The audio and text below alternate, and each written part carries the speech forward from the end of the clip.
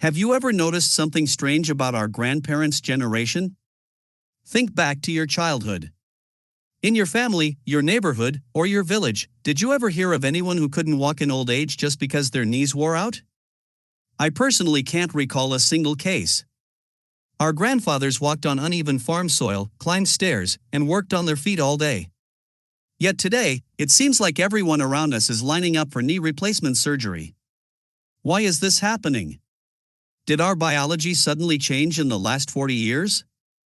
Or are we doing something to our bodies without even realizing it?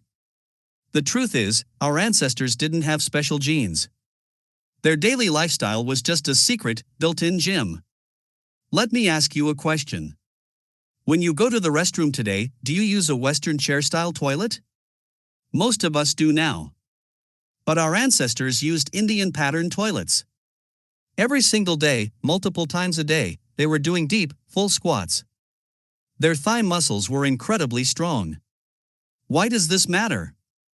Because your knee joint doesn't actually support itself. It is held up by your thigh and hip muscles. When these muscles are strong, they act as shock absorbers for your body. But today, we sit in chairs all day long. Our leg muscles go to sleep. And when you walk, run, or climb, 100% of that impact goes straight into the bone and cartilage. We aren't wearing out our knees because we use them too much. We are wearing them out because we don't use the muscles around them. Here is another interesting fact about human biology that many people don't know. How does the cushioning inside your knee, the cartilage, get its food and lubrication? If you cut your skin, it bleeds because it has blood vessels. But your cartilage has no blood vessels. It cannot get nutrients from the bloodstream. It works exactly like a kitchen sponge. Imagine a sponge sitting in a bowl of water. If you just leave it there, the water inside gets stagnant. But if you squeeze the sponge and release it, fresh water rushes in. Your knee cartilage is that sponge. It only gets nutrients and lubrication when you bend it, squat, and sit cross-legged on the floor. By sitting in modern chairs with our legs dangling all day, we are literally starving our knee cartilage of its natural lubricating oil. So, what do we do? Do we need to throw away our furniture and live in a jungle? Of course not. We just need to stop the root cause of the problem. We can easily sneak old world wisdom back into our modern apartments. First, let's talk about stairs.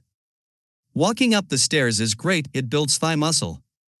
But walking down the stairs puts 3 to 4 times your body weight onto the joint.